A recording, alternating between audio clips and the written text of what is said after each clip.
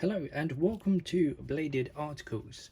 Today for you guys I have not only one knife but I have two knives, and these are the Glock field knives. So you've got the 78 in the black and you've got the 81 in the olive green, and the difference is minimal, but I will show you obviously in a second. So there is no box with these. What you see is what you get in both models. And yeah, as you can see, obviously the label from Honey Haynes, who I purchased them from, are obviously on both of those. So the cost on these, so the 81, which is this one here, is $44.95. And then the cost on this one here, which is the 78, comes in at $39.95. And you'll understand why one is slightly more expensive than the other when I show you. So first of all, we will go with the 78. And just a brief look at the sheath that it comes in.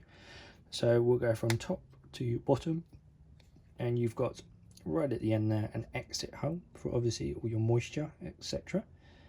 And you've got a lanyard hole there, put all your tokens, your trinkets, whatever you fancy, maybe a bit of paracord on there. And then you've got obviously your Glock logo there. There isn't one on the other side, just that side there, I'm afraid. And you've got your belt attachment, which I do believe is going to be very secure if it's anything like the lock itself on the sheath. And I'm yet to do this one-handed, unfortunately. I just can't seem to get the knack of it. I don't carry a lot of fixed blades. Well, I can't, because obviously it's the UK here. So I'm going to be using this for splitting logs, camping, etc. So as you can hear, that is not going anywhere. So obviously Glock know a thing or two about you know, military products, and this was what it was designed for, obviously the military. And thank you very much for letting the public purchase these as well. And it is, you know, it's from a proper arms manufacturer, so they're going to know a thing or two, especially because they obviously create pistols. So I'm hoping that the scale, or the handle itself, is going to be, you know, very, very durable, and it's going to last a very long time. But I'll just move that to one side. Here you have the inside view of the blade itself, and it is still covered in oil, grease, whatever you want to call it. Just give that a brief wipe down. So here we have it. This is the 78 in full view, and the steel itself is carbon steel, and that is on this one and on the 81 as well. And it has a HRC of 55, so pretty darn durable. It's not the greatest, as in I've got a couple more that are rated higher, different knives, not obviously this one or similar, but it'll do me well. It's obviously, you know, they've tried this, failed, tested, you know, so it's going to work, and hopefully it's going to work for me, and I'm pretty darn excited to play with it. So it has got a low grind there, as you can see, very low grind. So it's going to be not very good for carving, etc. But that's not what I got it for. Obviously, splitting logs, you know, going ham with it, which is why everybody who buys one of these knives, you know, goes ham with it. They're not going to buy it for carving. I mean, some people might, but I didn't buy it for carving. I bought it for destroying things, mainly wood. there we have that one there. So what I will do is I will just give you a measurement now. These are exactly the same for the 81 and the 78. So here we have it. So it's roughly coming in at about 15, was that 15? Coming in at about 15 for the cutting edge itself, and then about 16.5 for the actual metal blade itself, and then obviously 28.5 for the overall size.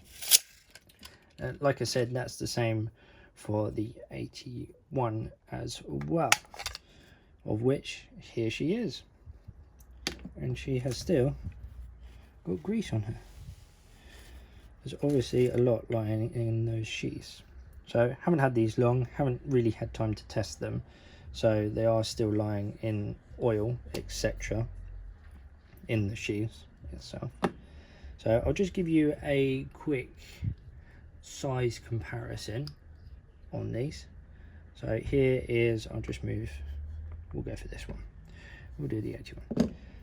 So obviously you've got the open all there, number 8 that is, and then you've got Magnum blue dot. So knife wise, as in cutting edge wise, absolutely dwarfs it. You know, it's a military spec knife. It's not going to be a piddler, is it? But these are the two biggest folders I've got. So there's a quick size comparison for you. And on there, as you can see, it's got the logo on the handle as well. Made in Austria. So this is the real dealio. Nothing on the back side itself. I don't know if I did mention, but this is a coating, the black coating, and it is phosphor. I can't really pronounce that. Phosphate treated. There we go. Phosphate treated. Not sure what that does. Haven't really had a look into it. I just read it on the specs, and apparently it's treated. But also a couple of people did say that it does seem to come off, obviously, when you're splitting logs, etc. So, not quite sure what to think of that. But I'm going to go ham with both of these two. So I just wanted to do a couple more things for you guys. So I just want to do a bit of hair shaving just to see if they are sharp out of, can't say the box, I'd say the sheath. Well, there's one there. Oh, a couple little stragglers. So yeah, they are, you know, you can, not a great shave with them, but you can have a shave, which is always good. It's always a good thing, especially when you're out and, you know, in the forest and you haven't got anything else but this. There's a few on there, so it's not amazingly sharp, but it is popping a few hairs on there, which is a great thing.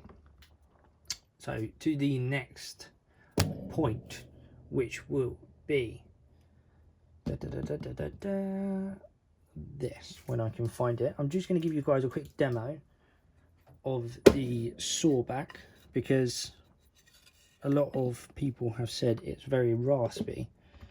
However, obviously I haven't tried it because I've just got these, so you guys are going to wobble a little bit, and I do apologise about that, because my camera is attached to this surface.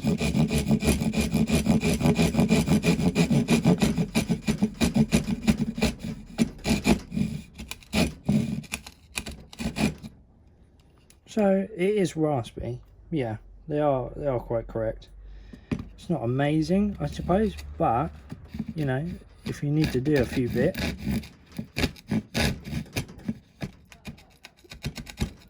obviously it only drags one way because of the teeth itself. I only go that way, but it does its job. It works, and I can't ask for more than that. And hoping that, because it is made by Glock, it is going to last me a fair while, I'm hoping. So there we have it. Overall, I think it's a rather good price for a military spec piece of equipment, and if it goes wrong, I can always buy another one. I didn't spend, you know, £100 plus on it, and I am quite happy with it, especially because it's made by Glock. You know, you're not going to get diddled with Glock because they're obviously arms manufacturer. Anyway, there we have it, guys. Thank you very much for watching, and I'll catch you in the next one. Take care.